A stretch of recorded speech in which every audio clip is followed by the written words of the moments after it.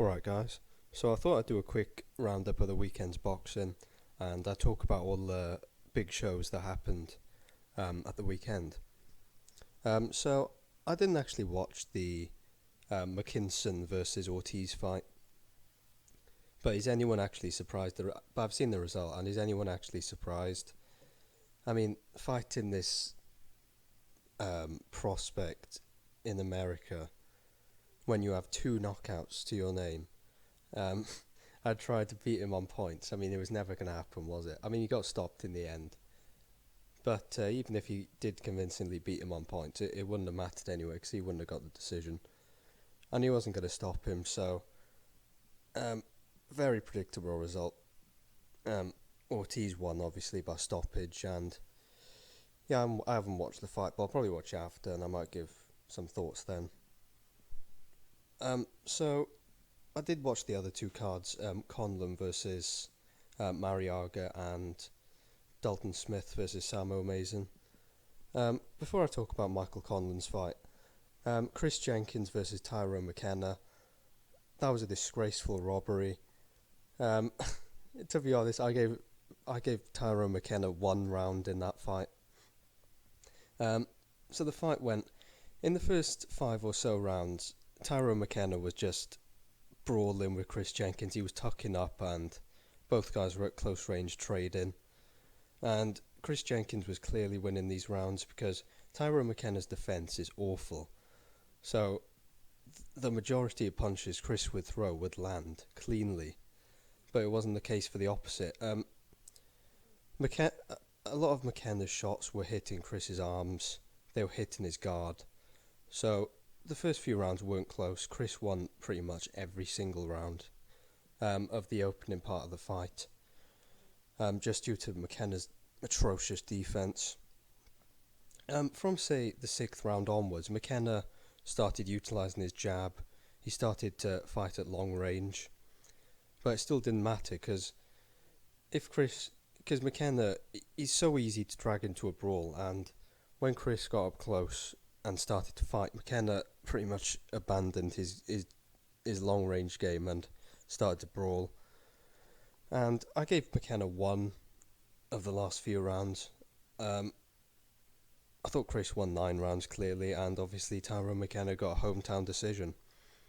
Now, in a fight like this, I just wish the scorecards would be fair, because neither guy is going to go to world level or anything like that. I think McKenna's 32 and Chris is 33 or 34, and both guys are solid domestic level fighters, nothing more. So I just wish that there would be a fair decision, but obviously McKenna got a complete gift, and yeah. So moving on to the main event, Michael Conlan versus Miguel Marriaga. So Michael Conlan looked good in the fight. He was a lot more measured. He was taking his time a lot more than he was in the Lee Wood fight. He was just he was trying to throw a straight left to the body. He was trying to jab to the body. He was winning all of the rounds. And then in the 7th, he scored a knockdown, which shouldn't have really been a knockdown. Marriaga threw himself off balance and Conlan hit him behind the head.